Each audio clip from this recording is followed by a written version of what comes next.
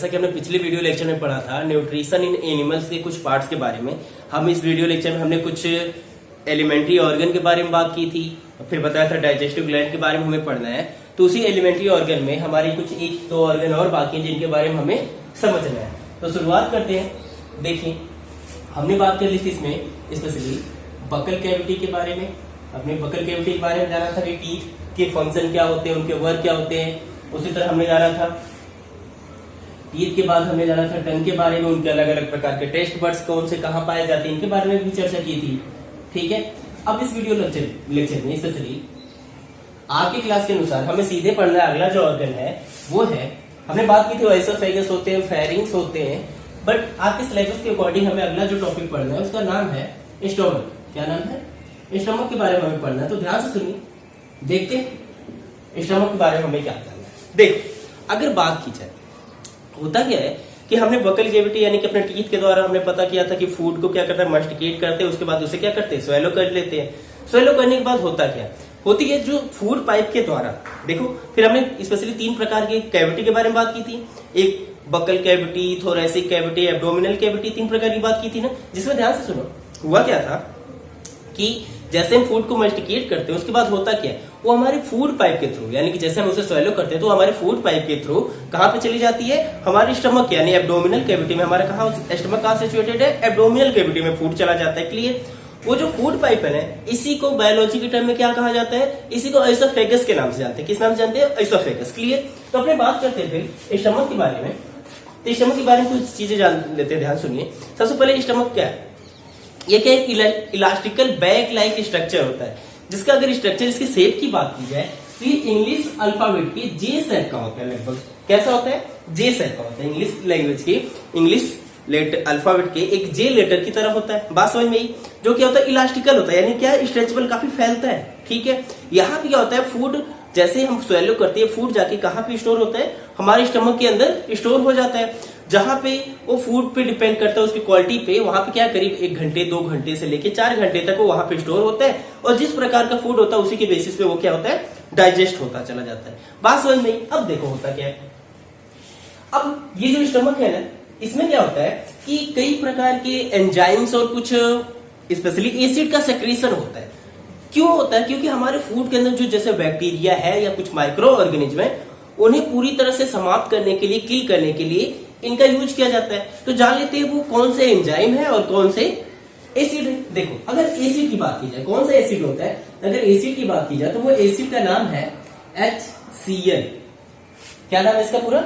Hydrochloric acid. ये hydrochloric acid का काम क्या होता है, अगर इसके फंक्शन की बात की जाए, ये जो हाइड्रोक्लोरिक एसिड का जो फंक्शन होता है, ये स्पेशली क्या होता है कि हमारे फूड के अंदर जितने भी माइक्रो यानी जो भी बैक्टीरिया वगैरह प्रेजेंट होती हैं, यानी कि हमारे फूड के अंदर जो भी बैक्टीरिया प्रेजेंट होती हैं, उन्हें पूरी तरह से क्या करने में, किल करने में हेल्प करता है, यानी उसे समाप्त करने में हेल्प करता है। कौन? HCl, hydrochloric acid. उसी तरह अपने एंजाइम अपने सिलेबस में फिर भी देखते हैं, उनके नाम जान लेते हैं। एक का नाम होता है पेप्सिन, एक पेप्सिन नाम का एंजाइम होता है, और जो दूसरा होता है उसका नाम होता है कैसीन, या फिर इसे स्पेशली कैसीन प्रोटीन के लिए है तो उसका नाम है रेनिन। क्या नाम है? रेनिन। ये 2 प्रकार के एंजाइम्स भी होते हैं जो स्टमक के द्वारा ही सेक्रेटेड किए जाते हैं, जो क्या है, हमारे फूड को और ज्यादा सिंपल फॉर्म में कन्वर्ट करने में मदद करते हैं। स्पेशली जैसे जो भी प्रोटीन है उन्हें स्पेशली सिंपल फॉर्म में कन्वर्ट करने में मदद करते हैं। बात समझ में? अब देखो, ये होता है स्टमक के बारे में हमने जाना। स्पेशली बात की जाए तो आपके सिलेबस के अकॉर्डिंग इससे क्या, हमारा जो स्टमक है ना, इसे 3 पार्ट में डिवाइड किया गया, यानी कि जो आपका स्टमक है इसे स्पेशली समझने के लिए क्या है, स्टमक को 3 पार्ट में डिवाइड किया गया है। स्पेशली सर डिवाइड नहीं किया गया, उसे बस आसानी से समझ, यानी उनके फंक्शन के बेसिस पे, ऐसा नहीं कि कहीं आपके स्टमक को 3 हिस्सों में डिवाइड कर दिया गया, नहीं। उसका मतलब ये होता है कि आपके स्टमक को आसानी से समझने के लिए, उनके फंक्शन को जानने के लिए इसे 3 पार्ट में हम सेपरेट कर लेते हैं, समझने के लिए उसका बस नामकरण करते हैं। जैसे जो पहला पार्ट होता है इसे कहा जाता है कार्डिक, या पहला जो पार्ट है उसका नाम है कार्डिक पार्ट। ठीक है, दूसरा नाम है, इसे फंडस कहा जाता है। क्या कहा जाता है? फंडस।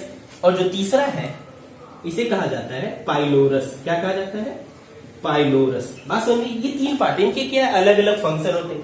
ये कार्डिक पार्ट क्या है? वही पार्ट जहां से फूड पाइप से जो जुड़ा हुआ होता है और सीधे जो फूड को कहां पे लेके आता है, फंडस तक पहुंचाने का काम करता है। फंडस क्या है? यही वो मेन पार्ट है जहां पे क्या कुछ ऑक्सिंथिक सेल होती है, मतलब कुछ विशेष प्रकार की सेल होती है जहां से इन सब चीजों का सेक्रेशन होता है। फिर जो लास्ट वाला पार्ट पाइलोरस, इसका काम क्या है? ये हमारी स्मॉल इंटेस्टाइन से जुड़ा हुआ होता है, यानी फूड यहाँ पे स्टे होने के बाद जब कुछ सिंपल फॉर्म में कन्वर्ट हो जाता है, उसके बाद कंप्लीट डाइजेशन के लिए कहाँ चला जाता है? स्मॉल इंटेस्टाइन में चला जाता है। बात समझ में आई? अब देखिए समझने वाली बात है, तो ये होगी पूरी आपके स्टमक की बात होगी। बात समझ में आएगी।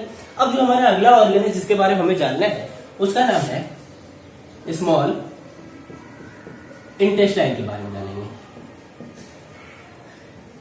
स्मॉल इंटेस्टाइन देखो, ये जितने भी हमारे एलिमेंट्री यानी जितने भी ऐसे ऑर्गन जो हमारे डाइजेशन में पार्टिसिपेट करते हैं, उनमें सबसे ज्यादा लेंथ किसकी होती है? स्मॉल इंटेस्टाइन की होती है। ये लगभग अगर बात की जाए तो 20 फीट के करीब होती है। कितनी होती है?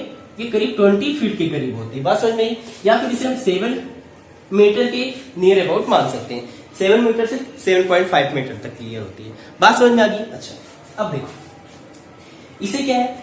स्मॉल इंटेस्टाइन ही वो एक ऐसा पार्ट है जहां पे हमारे फूड का कंप्लीट डाइजेशन होता है। यानी हमने देखा था स्टमक, यानी स्पेशली हमने बात की थी स्टार्च का जो डाइजेशन था वो माउथ से शुरू हो जाएगा। आगे जब हम सैलिवरी ग्लैंड के बारे में जानेंगे कुछ, तो उसमें जानेंगे कि जो स्टार्च यानी फूड के अंदर जो स्टार्च होता है उसका डाइजेशन तो माउथ से शुरू हो जाता है, बट जो फूड है उसका कंप्लीट डाइजेशन कहाँ पे हो जाता है? स्मॉल इंटेस्टाइन में हो जाता है। बात समझ में आई? अब ये क्या है? स्मॉल इंटेस्टाइन क्या होता है? एक कॉइल्ड शेप स्ट्रक्चर होता है जो क्या कोई फिक्स शेप नहीं है, क्या एक ट्यूब जैसा स्ट्रक्चर है, ठीक है, जो कि पूरे अपनी एब्डोमिनल कैविटी में पूरी तरह से फैला हुआ है, यानी कि लार्ज इंटेस्टाइन के अंदर पूरी तरह से फैला हुआ है। बात समझ में? अभी यहाँ जो डायग्राम दिख रहा है आपको, इसमें आप अंदाजा लगा सकते हो कि स्मॉल इंटेस्टाइन कैसी होती है। अब देखो ध्यान से, ठीक है, तब जाना इसकी लेंथ कितनी होती है? Near about 20। ये हमारे जितने भी एलिमेंट्री कैनाल उसका सबसे लार्जेस्ट ऑर्गन है, ठीक है, लार्जेस्ट नहीं बोल सकते बट लॉन्गेस्ट ऑर्गन है, ठीक है। अब आगे देखो स्मॉल इंटेस्टाइन में क्या होते हैं, जैसे देखो अगर एक छोटे से बात की जाए, अगर इतना सा पार्ट हम मान लेते हैं स्मॉल इंटेस्टाइन का, ठीक है, इनमें क्या होता है? कुछ फिंगर लाइक प्रोजेक्शन होते हैं। क्या होते हैं? कुछ फिंगर लाइक प्रोजेक्शन होते हैं। ये जो फिंगर लाइक प्रोजेक्शन होते हैं ना, इन्हें ही विलाई के नाम से जाना जाता है। क्या कहा जाता है इन्हें विलाई कहा जाता है। ध्यान से सुनना, इन्हें क्या कहा जाता है? इन्हें विलाई कहा जाता है। ये विलाई का काम क्या है? इस विलाई का काम क्या होता है कि यही जो फूड के अंदर न्यूट्रिएंट्स होते हैं ना, यानी कि जब स्मॉल इंटेस्टाइन में अंदर क्या होता है, इनके अंदर कुछ बैक्टीरिया भी होती है, वो क्या करती है? उसी फूड को डाइजेस्ट करने में हेल्प करती है। बात समझ में? अच्छा, अब यही विलाई में क्या होती है? ढेर सारी पतली पतली पतली पतली क्या होती है? कैपिलरीज होती है। जो न्यूट्रिएंट्स यहाँ पे एब्जॉर्ब किया जाता है स्मॉल इंटेस्टाइन के अंदर, उसे पूरे बॉडी पार्ट्स तक ले जाने का काम कौन करेगा? ब्लड करेगा। बट उन न्यूट्रिएंट्स को इस पार्ट से, यानी उन न्यूट्रिएंट्स को ब्लड में मिक्स करने का काम किसके द्वारा किया जाता है? यहाँ पे जो कैपिलरीज होती हैं वो एक काम करती है। बात समझ में? तब हमने जाना स्मॉल इंटेस्टाइन क्या करती है? हेल्प करती है फूड को पूरी तरह से कंप्लीट डाइजेशन में, और यही फूड के अंदर जितने भी न्यूट्रिएंट्स होते हैं उन्हें क्या किया जाता है? एब्जॉर्ब करने का काम भी कहाँ होता है? स्मॉल इंटेस्टाइन में होता है। बात समझ में? अच्छा, नेक्स्ट जो ऑर्गन हमें पढ़ना है उसका नाम है लार्ज इंटेस्टाइन। क्या पढ़ना है हमें? Large intestine. अब ध्यान सुनो, जैसे स्मॉल इंटेस्टाइन के अंदर हमने जाना कि पूरी तरह से फूड का कंप्लीट डाइजेशन हो जाता है, बात हमने की, ठीक है, फूड का कंप्लीट डाइजेशन होता है, बट फूड के अंदर कुछ मिनरल्स और साल्ट, मतलब कुछ ऐसे सॉल्ट रह जाते हैं जो पूरी तरह से स्पेशली स्मॉल इंटेस्टाइन के द्वारा एब्जॉर्ब नहीं हो पाते। वो कहाँ पे एब्जॉर्ब होते हैं? वो होते हैं लार्ज इंटेस्टाइन के अंदर, ठीक है। लार्ज इंटेस्टाइन का एक लास्ट वाला पार्ट होता है जिसका नाम होता है रेक्टम। क्या नाम है? रेक्टम। रेक्टम क्या है? रेक्टम वो प्लेस है जहां से अनडाइजेस्टेड, अब देखो ध्यान से, जो फूड हमने कंज्यूम किया है ये तो है नहीं उसमें 100% न्यूट्रिएंट्स ही है, उसमें क्या होगा? कुछ ऐसे वेस्ट मटेरियल भी होंगे जो जिसकी रिक्वायरमेंट हमारी बॉडी को नहीं होती, या जो पूरी तरह से ऐसा फूड का वह पार्ट जो पूरी तरह से डाइजेस्ट नहीं हो पाता, ठीक है, वो क्या? Undigested food. अब उसकी रिक्वायरमेंट अपनी बॉडी को तो है नहीं, उसे हमें रिमूव करना है, तो रिमूव कहां से किया जाता है? ये हमारे एलिमेंट्री कैनाल का सबसे लास्ट पार्ट है, स्पेशली ये लार्ज इंटेस्टाइन का भी लास्ट पार्ट है, ठीक है, जहां से क्या होता है? ये जुड़ा होता है, यानी ये जॉइंट होता है, ये हमारे एक्सक्रेटरी पार्ट जिसका नाम है एनस, ठीक है, ये हमारे एनस से जुड़ा हुआ होता है, ठीक है, ठीक है। ये क्या करता है? जितना भी अनडाइजेस्टेड फूड होता है वो एनस के थ्रू क्या होता है? सेक्रेशन में मदद करता है। एनस के थ्रू सेक्रेशन में क्या करता है? मदद करता है। बात समझ में? तो हमें जाना है स्पेशली एलिमेंट्री कैनाल में जुड़े हुए जितने भी ऑर्गन्स हैं उनके बारे में, हमने कुछ चीजों के बारे में जाना। अब फिर हमने बात की थी डाइजेस्टिव ग्लैंड के बारे में, यानी कुछ ग्लैंड्स भी होती हैं जो क्या करती हैं? हेल्प करती हैं क्या करने में? फूड को डाइजेस्ट करने में। ये तो ऑर्गन्स हैं जो क्या करते हैं? डाइजेशन में क्या करते हैं, पार्टिसिपेट करते हैं, ये वो प्रोसेस को क्या करते हैं, कंटिन्यू करते हैं। बट उस प्रोसेस को कंटिन्यू कराने के लिए जो सब्सटेंस की रिक्वायरमेंट होती है उनका नाम है एंजाइम। वो एंजाइम क्या है, स्पेशली कुछ हमारी बॉडी के अंदर डाइजेस्टिव ग्लैंड्स हैं जिनके द्वारा वो सेक्रेट किए जाते हैं, और ये क्या है, प्रोसेस आगे बढ़ते हैं। देखते हैं डाइजेस्टिव ग्लैंड्स के बारे में। तो शुरुआत करते हैं डाइजेस्टिव ग्लैंड्स के बारे में। देखिए डाइजेस्टिव ग्लैंड। अब देखिए हमारी बॉडी में हमने जाना कि कुछ ऑर्गन है जो क्या करते हैं, डाइजेशन में हेल्प करते हैं। उसी तरह कुछ ग्लैंड्स भी हैं। ये कौन कौन सी ग्लैंड्स हैं, इनके नाम के बारे में जान लेते हैं। एक होती है सलाइवरी ग्लैंड, जिसे क्या बोलते हैं, सैलिवरी ग्लैंड होती है, ठीक है। सैलिवरी ग्लैंड के बाद दूसरी ग्लैंड है जिसका नाम है पैनक्रियाज। पैनक्रियाज के बाद जो तीसरी ग्लैंड है उसका नाम है लीवर। क्लियर। तो इनके बारे में भी कुछ चीजें जान लेते हैं। देखिए जो सैलिवरी ग्लैंड होती है ना, ये क्या करती है, सलाइवा का सेक्रेशन करती है। क्या करती है, सलाइवा का सेक्रेशन करती है। सलाइवा क्या करती है, सलाइवा जैसे देखो ये हमारे कहाँ होती है, हमारे बकल कैविटी में होती है। कहाँ होती है, बकल कैविटी में होती है, और ये 3 पेयर में होती है। यानी टोटल क्या होती है, 3 पेयर्स होते हैं सैलिवरी ग्लैंड के, जो कहाँ पे, हमारे बकल कैविटी में सिचुएटेड होते हैं। इनके द्वारा सेक्रेट क्या किया जाता है, तो इनके द्वारा क्या किया जाता है, सलाइवा का सेक्रेशन किया जाता है। ये सलाइवा क्या करता है, ये सलाइवा की कुछ इंपॉर्टेंट फंक्शन है। देखो इनमें ना 2-3 प्रकार के एंजाइम होते हैं, जैसे टाइलिन है, ठीक है, उसी तरह एमाइलेज है। इनके काम क्या है, और कुछ म्यूकस होता है, ठीक है। इनके काम क्या होते हैं बात की जाए तो इसमें जो एमाइलेज होता है ना, वो हमारे एज ए जर्मीसाइड का की तरह हेल्प करता है। कहने मतलब जो हमारे फूड के अंदर कुछ बैक्टीरिया है, तो एमाइलेज भी क्या करता है, यानी इनके द्वारा जो एंजाइम सेक्रेट किया जाता है तो हमारे फूड में प्रेजेंट बैक्टीरिया को समाप्त करने में हेल्प करता है, ठीक है। उसी तरह से जो टाइलिन है वो क्या करता है, हमारे फूड के अंदर ना स्टार्च, यानी स्पेशली कार्बोहाइड्रेट का एक पार्ट है जिसे हम स्टार्च कहते हैं, ठीक है। अब वो स्टार्च क्या करता है, हमारे फूड में डाइजेस्ट नहीं हो पाता, स्पेशली हमारी बॉडी द्वारा कंप्लीट डाइजेशन नहीं होता। बट जो टाइलिन है ना, वो क्या करता है, उस स्टार्च को डाइजेस्ट करने में हेल्प करता है। यानी हमारे फूड के अंदर जो स्टार्च होता है उसे डाइजेस्ट करने का काम कौन करता है, सलाइवा करता है। सलाइवा में जो प्रेजेंट एंजाइम होते हैं, बात समझ में। तो यहाँ से क्वेश्चन बनता है, फूड का डाइजेशन हमारी बॉडी में कहाँ से शुरू होता है। तो यहाँ से हम बोल सकते हैं जो फूड का जो डाइजेशन है उसकी स्टार्टिंग पॉइंट क्या है, हमारी बकल कैविटी में, यानी हमारे माउथ से ही शुरू हो जाती है। जबकि स्मॉल इंटेस्टाइन में क्या होता है, वहां पे तो कंप्लीट डाइजेशन होता है, ठीक है। अच्छा, उसके बाद जो दूसरी लीवर है, इनका काम क्या था, इनका काम स्पेशली जो सलाइवा है ये क्या करती है, फूड को क्या करती है, पूरी तरह से स्लिमी बना देती है, क्योंकि इन्हीं के अंदर कुछ म्यूकस होता है। म्यूकस क्या करता है, हमारे फूड को पूरी तरह से स्लिमी बना देता है, जिससे वह स्वेलो करने में और हमारे फूड पाइप से स्टमक तक जाने में हेल्प करता है। क्लियर। अब आगे देखते हैं जो दूसरी बात है पैनक्रियाज की। देखो पैनक्रियाज जो है ये क्या है, एक डाइजेस्टिव ग्लैंड तो है, बट ग्लैंड 2 प्रकार की होती है। ध्यान सुना इसके बारे में, जो ग्लैंड होती है वो 2 प्रकार की होती है। देख लेते हैं इनके बारे में कौन कौन सी। देखो ग्लैंड 2 प्रकार की होती है, एक होती है एंडोक्राइन, एक होता है एंडोक्राइन ग्लैंड। एक ग्लैंड का जो टाइप है उसका नाम है एंडोक्राइन, और जो दूसरा टाइप है उसका नाम है एक्सोक्राइन। अब ये एंडोक्राइन और एक्सोक्राइन क्या, देख लेते हैं। जो एंडोक्राइन ग्लैंड होती है ना, इनमें क्या होता है, इनके द्वारा हमेशा हार्मोन्स का सेक्रेशन होगा। आपको बस समझने के लिए याद क्या रखना है, जो एंडोक्राइन ग्लैंड्स होंगी ये तो क्या करती हैं, हार्मोन्स का सेक्रेशन करती है, और जो एक्सोक्राइन ग्लैंड होती है ना, ये क्या करती हैं, स्पेशली एंजाइम का सेक्रेशन करती है। ये तो हार्मोन्स का करेंगे एंडोक्राइन, और ये क्या करती है, एंजाइम का सेक्रेशन करती है। बात समझिए। अब देखो, अब इनमें बेसिक अंतर, यानी बेसिक डिफरेंस क्या होता है। देखो जो एंडोक्राइन ग्लैंड्स होती है ना, इनका काम होता है, इनके अंदर ना ट्यूब लाइक स्ट्रक्चर जिसे हम डक्ट कहते हैं। क्या कहते हैं, डक्ट। क्या कहते हैं, डक्ट। अब ये जो डक्ट होती है ना, यानी कि जो एंडोक्राइन होती है इनमें तो ये डक्ट नहीं होती, ठीक है। ये तो बस वो ग्लैंड है, वहीं डायरेक्ट हार्मोन सेक्रेट करती है। वो हार्मोन्स क्या हमारे ब्लड के अंदर मिक्स हो जाता है, और वो ब्लड क्या हमारे पूरे बॉडी में सर्कुलेट होता ही है। तो जिस हार्मोन्स की जहां रिक्वायरमेंट होती है वो उस ऑर्गन के द्वारा, उस बॉडी पार्ट के द्वारा वो हार्मोन्स एब्जॉर्ब कर लिया जाता है। बात समझ में। लेकिन जो एक्सोक्राइन ग्लैंड्स होती है इनके द्वारा क्या सेक्रेट किया जाता है, एंजाइम, ठीक है। तो एंजाइम की क्या है, अपनी पूरी बॉडी में हर जगह एंजाइम की रिक्वायरमेंट नहीं है, वो हमारे ब्लड के साथ मिक्स नहीं होती। वो क्या है, जहां पे उस एंजाइम का स्पेसिफिक वर्क होता है वो वहीं पे क्या है, रिलीज की जाती है। अब वहां पे जैसे मान लो कि कोई भी ग्लैंड हमारे मान लो माउथ में, ठीक है। अब उसकी रिक्वायरमेंट वहां से जो एंजाइम सेक्रेशन हो रहा है उसकी रिक्वायरमेंट अपने स्टमक में, तो ये तो है नहीं कि हम उसे क्या है अपने पूरी फूड पाइप होते हुए हो जाएगी, क्योंकि वहां तो क्या है जो हमारा फूड पाइप है वहां पे हो सकता है उसके साथ कोई दूसरा रिएक्शन हो जाए। बट हमें इन चीजों को ना जान के ये जानना है कि जो एक्सोक्राइन होती है वो क्या होती है, विद डक्ट होती है।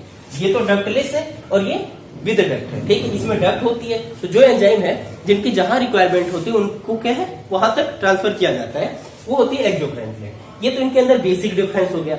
एक आपने जाना कि हार्मोन्स का सेक्रेशन एंडोक्राइन करती है और एक्सोक्राइन क्या करती है, एंजाइम्स का सेक्रेशन करती है, ठीक है। यहाँ पे पेनक्रियाज के बारे में हमने ये क्यों जाना, क्योंकि जो पेनक्रियाज है ये दोनों तरह से वर्क करती है, यानी कि एंडोक्राइन की तरह भी वर्क करती है और एक्सोक्राइन की तरह भी वर्क करती है। जब ये एंडोक्राइन की तरह वर्क करती है तब ये कुछ हार्मोन सेक्रेट करती है, जैसे एक होता है इंसुलिन और दूसरा होता है ग्लूकोगन, ठीक है। एक तो इंसुलिन नामक हार्मोन्स और एक ग्लूकोगन नामक हार्मोन्स का सेक्रेशन करती है। इनका काम क्या होता है, अपने ब्लड के अंदर ग्लूकोज के लेवल को मेंटेन करना। चलो अब जब ये एक्सोक्राइन की तरफ वर्क करती है तो ढेर सारी पैनक्रियाटिक एंजाइम का सेक्रेशन करती है। क्या करती है, पैनक्रियाटिक एंजाइम का सेक्रेशन करती है, जो हमारे फूड को क्या करती है, फूड को डाइजेस्ट करने में हेल्प करती है, फूड डाइजेस्ट करने में हेल्प करती है। बात समझ में आएगी। अच्छा, ये जो ग्लैंड्स है, ये जो स्पेशली एंजाइम है, ये कहां पे जाके मिक्स होते हैं, ये मिक्स होते हैं स्मॉल इंटेस्टाइन में। कहां होते हैं, ये स्मॉल इंटेस्टाइन में जाके मिक्स होते हैं। बात समझ में आई, यानी कि इनके द्वारा क्या होता है, जो कि पैनक्रियाटिक हार्मोन्स होते हैं वो कहां पे जाके मिक्स होते हैं, स्मॉल इंटेस्टाइन में। इनका काम हो गया डाइजेशन में। अच्छा, उसी तरह लीवर की बात कीजिए तो लीवर की स्पेसिफिक क्वालिटी ये है कि जितने भी हमारे बॉडी के अंदर ग्लैंड है, ठीक है, जितने भी हमारी बॉडी के अंदर ग्लैंड होती है उनमें सबसे लार्जेस्ट ग्लैंड की बात की जाए तो उसका नाम है लीवर। क्या नाम है, लीवर। बात समझ में आई। अच्छा, लीवर के द्वारा क्या होता है कि एक प्रकार का सॉल्ट सेक्रेशन किया जाता है, या एक प्रकार हम बोल सकते हैं एंजाइम या जूस सेक्रेट किया जाता है, जिसका नाम है बाइल। क्या नाम है, बाइल जूस। ये जो बाइल जूस है ना, ये क्या कहां से सेक्रेट किया जाता है, लीवर से सेक्रेट किया जाता है। लेकिन ध्यान रखने वाली बात है, ये अभी हमने बात किया क्या कि एक्सोक्राइन ग्लैंड होती है, एक्सोक्राइन क्या होती है, उनके साथ डक्ट लगी होती है, और हमें जाना कि इनका काम क्या है, स्मॉल इंटेस्टाइन में जाके सेक्रेट करना है, ठीक है, वहां पे जाके एंजाइम का वर्क होता है। बट ये जो बाइल जूस है ना, ये क्या है, सीधे स्मॉल इंटेस्टाइन में इंटर नहीं करता। फिर यही लीवर के पास में एक ऑर्गन है जिसका नाम है गाल ब्लैडर। क्या नाम है, गाल ब्लैडर। ये क्या एक सैक लाइक स्ट्रक्चर होता है जो कि लीवर के पास ही होता है, हमारे स्टमक के पास होता है। ये क्या करता है, ये जो बाइल जूस है ना, ये जाके इसे क्या कर लेता है, स्टोर कर लेता है। यानी कि जो बाइल जूस का सेक्रेशन कौन करता है, ये तो करता तो लीवर है, बट इसका स्टोरेज कहाँ होता है, ये होता है गाल ब्लैडर, ठीक है। अब यहाँ से क्या होता है, जैसे रिक्वायरमेंट होती है वो क्या है, यहाँ से ये बाइल जूस हमारे स्मॉल इंटेस्टाइन में सेंड किया जाता है। बाइल जूस स्पेशली जो फैट होता है ना, उसे क्या कॉम्प्लेक्स फॉर्म से सिंपल फॉर्म में कन्वर्ट करने में हेल्प करता है, इसे फैट के लिए स्पेशली, ठीक है। जिसे हम क्या कहते हैं, फैट को इमल्सिफिकेट करना, यानी फैट के इमल्सिफिकेशन के लिए। इमल्सिफिकेशन क्या है, फैट जो कि एक कॉम्प्लेक्स फॉर्म में हमारे फूड के रूप में स्टोर होता है, उसे सिंपल फॉर्म में कन्वर्ट करने की जो प्रोसेस है उसे कहा जाता है इमल्सिफिकेशन ऑफ फैट, जो किसके द्वारा कंडक्ट किया जाता है, तो बाइल जूस के द्वारा किया जाता है। ये तो आपने जानी डाइजेस्टिव ग्लैंड के बारे में। तो ये हो गया अपने लेसन का ह्यूमन सिस्टम की जितने भी डाइजेस्टिव ग्लैंड है उनके बारे में हमने कुछ न कुछ जाना। अब दो टॉपिक और छोटी सी आपकी क्लास की बाकी है एनसीईआरटी के बेसिस पे, एक डाइजेशन इन ह्यूमन और sorry digestion of animal and digestion in micro organism. Clear, तो देखते हैं इनके बारे में। डाइजेशन इन ग्रास ईटिंग एनिमल। अब ध्यान सुनो, अब तक हमने जाना कि न्यूट्रिशन इन एनिमल, इसमें हमने ह्यूमन में डाइजेस्टिव सिस्टम के बारे में पढ़ा। अब उसी में एक छोटा सा और पार्ट हमें पढ़ना है जिसका नाम है डाइजेशन इन ग्रास ईटिंग एनिमल, ठीक है। अब ध्यान सुनो, जितने भी ऐसे एनिमल जो क्या करते हैं, ग्रास ईट करते हैं, उन्हें स्पेशली एक नया टर्म कॉइन किया गया उनके लिए, जिसे कहा जाता है रूमिनेंट। क्या कहा जाता है, रूमिनेंट। यानी कि डाइजेशन इन रूमिनेंट हम पढ़ेंगे। रूमिनेंट कौन से एनिमल, ऐसे एनिमल को कहा जाता है जो क्या करते हैं, ग्रास ईटिंग एनिमल होते हैं। क्लियर, अब देखो, ठीक है, इनके अंदर क्या होता है, इनके अंदर जो डाइजेशन की प्रोसेस होती है ना, वो ह्यूमन बीइंग से क्या होती है, काफी ज्यादा डिफरेंट होती है, ठीक है। कैसे होती है देखते हैं। सबसे पहले ये भी क्या करते हैं, ग्रास को डायरेक्टली ईट करते हैं और उसे क्या करते हैं, इनगल्प करते चले जाते हैं, यानी उसे सीधे स्वेलो करते चले जाते हैं। जैसे हम क्या करते हैं, हम मस्टिकेट करते हैं, डाइजेस्ट होता है, उसके धीरे धीरे अगली अगली स्टेप बाय स्टेप हमारी स्टमक तक जाता है। बट इनमें क्या होता है, वो सीधे ग्रास को ईट करते हैं, उसे क्या है मस्टिकेट नहीं करते, यानी उसे सिंपल फॉर्म में कन्वर्ट नहीं करते, डायरेक्टली क्या करते हैं स्वैलो करते चले जाते हैं, अपने स्टमक में स्टोर करते हैं।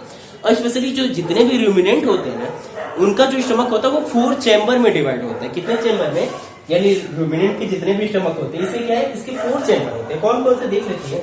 जो पहला चैम्बर है इसे कहा जाता है रूमेन, क्या कहा जाता है, रूमेन। और जो सेकंड चैम्बर है इसे कहा जाता है रेटिक्यूलम, क्या कहा जाता है, रेटिक्यूलम। और जो थर्ड चैम्बर है इसे कहा जाता है ओमेसम, क्या नाम है इसका, ओमेसम। और जो फोर्थ चैम्बर है इसे कहा जाता है एपोमेसम, क्या कहा जाता है, एपोमेसम। आपने जाना कि रूमिनेंट का जो स्टमक होता है ना, उसे 4 चैम्बर में डिवाइड किया गया। इनके अलग अलग फंक्शन होते हैं, तो बस थोड़ा सा देख लेते हैं कैसा फंक्शन है। देखो जैसे क्या होता है कि जब भी रूमिनेंट के द्वारा जब भी ग्रास को सीधा स्वेलो किया जाता है, होता क्या है कि स्वेलो करने को जो ये क्या है, बिना उसे मस्टिकेट किए, बिना सिंपल फॉर्म में कन्वर्ट किए, डायरेक्ट कहाँ पे इंटर कर जाता है, रूमेन में। बात समझ में आ गई। और जैसे ही जो एनिमल जितने भी रूमिनेंट होते हैं वो खाना पीना बंद करते हैं, कुछ समय के बाद वो क्या करते हैं, इस रूमेन से वो स्टमक वापस उनके कहाँ पे इंटर करती है, माउथ में इंटर करती है। ठीक है, वापस से उनके माउथ में आती है और उसे क्या करते हैं, दोबारा मस्टिकेट करना शुरू करते हैं। क्या करते हैं, दोबारा मस्टिकेट करते हैं। जब इन रूमिनेंट के द्वारा, ध्यान से सुना, जब इन रूमिनेंट के द्वारा इस फूड को ह्यूमन से वापस, ठीक है, माउथ में लाकर उसे सिंपल फॉर्म में कन्वर्ट किया जाता है, ये जो प्रोसेस होती है इसे कहा जाता है रूमिनेशन। क्या कहा जाता है, रूमिनेशन। बात समझ में, रूमिनेशन क्या है, स्पेशली जो फूड ये डायरेक्टली स्वेलो करके रूमेन के अंदर ले जाते हैं, उसे स्पेशली कड के नाम से जाना जाता है। क्या कहा जाता है, उसे कड कहा जाता है। कड को दोबारा सिंपल फॉर्म में कन्वर्ट किया जाता है, उसे क्या कहा जाता है, उस प्रोसेस को रूमिनेशन कहा जाता है। बात समझ में। उसके बाद ये फूड कहाँ पे एंटर करता है, वापस से रेटिक्यूलम में एंटर करता है। रेटिक्यूलम में क्या होती है, जितनी भी कुछ जूसेस वगैरह, कुछ एंजाइम्स होती है जो उसे पूरी तरह से डाइजेस्ट करने में मदद करती है। तो यहाँ पे क्या होता है, पूरी डाइजेस्ट होने के बाद जो फूड है वो 3rd चैम्बर में एंटर करता है, और उसके बाद आफ्टर 4th चैम्बर में एंटर करता है। और यहाँ से उनके बॉडी में पूरी तरह से उनके अंदर जो भी न्यूट्रिएंट्स होता है पूरे बॉडी पार्ट्स में सेंड कर दिया जाता है। बात समझ में। ठीक है, तो ये क्या, इसमें आपने जाना है रूमिनेंट क्या होते हैं। इसमें फिर से देखिए एक बार, रूमिनेंट क्या होते हैं, ग्रास ईटिंग एनिमल को क्या कहा जाता है, रूमिनेंट कहा जाता है। क्यों, क्योंकि इनके अंदर स्पेशली हम ग्रास के अंदर एक चीज होती है, मतलब एक कार्बोहाइड्रेट का ही पार्ट है स्पेशली, जिसे सेल्यूलोज कहा जाता है। क्या कहा जाता है, सेल्यूलोज। ग्रास के अंदर क्या होता है, यानी प्लांट्स के अंदर स्पेशली सेल्यूलोज की मात्रा बहुत ज्यादा होती है। ये क्या होता है कि सभी एनिमल्स के द्वारा इसे डाइजेस्ट नहीं किया जा सकता। ठीक है, क्यों, क्योंकि स्मॉल इंटेस्टाइन और लार्ज इंटेस्टाइन के बीच में इनके पास ना एक स्पेशली सीकम नाम का पार्ट होता है, यानी कि जो लार्ज इंटेस्टाइन के स्पेशली पार्ट है, जहां पे स्मॉल इंटेस्टाइन और लार्ज इंटेस्टाइन एक दूसरे के साथ ज्वाइंट होती है ना, उस पार्ट को कहा जाता है सीकम। क्या कहा जाता है, सीकम। तो बाकी जो जितने भी एनिमल होते हैं ना, जो ग्रास ईट नहीं करते, यानी जो ग्रास ईटिंग एनिमल नहीं होते, उनके अंदर ये सीकम क्या होता है, वो छोटा सा पार्ट होता है। जबकि जितने भी रूमिनेंट होते हैं ना, ये क्या एक सैक लाइक स्ट्रक्चर में काफी बड़ा पार्ट होता है, जिससे क्या होता है, ये सेल्यूलोज को आसानी से डाइजेस्ट कर पाते हैं। जितने भी रूमिनेंट होते हैं वो सेल्यूलोज को क्या करते हैं, आसानी से डाइजेस्ट कर लेते हैं। बात समझ में। तो इसीलिए इनका क्या था, 4 चैम्बर, इनके अलग अलग प्रोसेस होती है। ठीक है, तो ये आपने जाना स्पेशली किसके बारे में, डाइजेशन इन ग्रास ईटिंग एनिमल के बारे में। अपने सिलेबस में अकॉर्डिंग टू रूल इतना भी नहीं, बट फिर भी ठीक है। अच्छा, एक और छोटी सी टॉपिक अपनी बच गई है, डाइजेशन इन अमीबा। क्या जाना है, डाइजेशन इन अमीबा। देख लेते हैं अमीबा में डाइजेशन की प्रोसेस क्या कैसे होती है। देखो, अगर बात की जाए अमीबा की, तो अमीबा का कोई भी फिक्स शेप नहीं होता। ठीक है, ये क्या लगातार बदलते रहते हैं। फिर मैं मान लो ऐसे एक डिजाइन बना दूं, ये है एक अमीबा, तो ये एक अमीबा का डायग्राम है। ठीक है, इनके अंदर क्या होते हैं, अलग अलग ढेर सारे फूड वैक्यूल्स होते हैं। ये क्या है, ये एक अमीबा है। ठीक है, इनमें क्या होता है, ये एक यानी स्पेशली सिंगुलर, या बोल सकते हैं हम सिंगल सेल से मिलकर बनी हुई होती है, यानी ये क्या केवल एक ही सेल से बनी हुई होती है। क्या चीज, अमीबा क्या है, एक सिंगल, यानी स्पेशली हम बोल सकते हैं सिंगल सेलुलर ऑर्गेनिज्म। ठीक है, इसके बाद इनके अंदर क्या होता है, ढेर सारे फूड वैक्यूल्स होते हैं। इनके बाहरी सरफेस में ढेर सारे ऐसे फिंगर लाइक प्रोजेक्शन होते हैं। क्या होते हैं, इनके सरफेस से ढेर सारे फिंगर लाइक प्रोजेक्शन होते हैं जिन्हें स्पेशली सेटोपोडिया के नाम से जाना जाता है। क्या कहा जाता है? इसे सेटोपोडिया कहा जाता है। यानी कि जो अमीबा होते हैं इसके बॉडी सरफेस में क्या होती है, अपने फूड को कैप्चर करने के लिए, उनसे न्यूट्रिएंट्स ऑब्टेन करने के लिए ढेर सारे फिंगर लाइक प्रोजेक्शन होते हैं, जिसे क्या कहा जाता है? जिसे सेटोपोडिया कहा जाता है। बात समझ में? अच्छा, अब देखो ये क्या करते हैं, इन्हीं सेटोपोडिया की मदद से क्या करते हैं, अपने फूड को क्या पूरी तरह से कैप्चर करते हैं और अपनी बॉडी के द्वारा उनके ऊपर क्या करते हैं, एंजाइम का सेक्रेशन करते हैं। क्या करते हैं? एंजाइम का सेक्रेशन करते हैं। और ये जो एंजाइम है ना, ये क्या करती हैं, उस फूड को पूरी तरह से, इनके ये जो पार्ट्स है ये दिख रहा है आपको, इसे कहा जाता है फूड वैक्यूल। क्या कहा जाता है? Food vacuole. ये जो फूड वैक्यूल है ना, फूड वैक्यूल के अंदर ही क्या करते हैं, अपने फूड को स्टोर कर लेते हैं और धीरे धीरे यहीं पे डाइजेस्ट करते हैं, पूरे बॉडी में न्यूट्रिएंट्स को सेंड करते हैं। ठीक है। और वो जो अनडाइजेस्टेड फूड होता है ना, उसे क्या करते हैं, उसे स्पेशली ये इन्हीं में से एक बड़े से फूड वैक्यूल के द्वारा, जिसे हम स्पेशली कॉन्ट्रैक्टाइल वैक्यूल के नाम से जानते हैं। किस नाम से? कॉन्ट्रैक्टाइल वैक्यूल के नाम से जानते हैं। उस कॉन्ट्रैक्टाइल वैक्यूल के माध्यम से क्या अनडाइजेस्टेड फूड को रिमूव कर देते हैं। तो इसी तरह से हमने अपने इस सेकेंड लेसन, जिसका नाम है न्यूट्रिशन इन एनिमल, इसकी पूरे टॉपिक्स के बारे में हमने चर्चा कर ली। इन टॉपिक्स में आपको जो भी नहीं समझ में आता, आप उसके बारे में पूछिए, उसके बारे में कमेंट करिए। जो भी आपको नहीं समझ में आता, जो भी टॉपिक्स आपको नहीं समझ में आई, उसे के लिए आप कमेंट करें, मैं उसका सॉल्यूशन आपको दोबारा दूंगा। तब तक के लिए धन्यवाद, एंजॉय।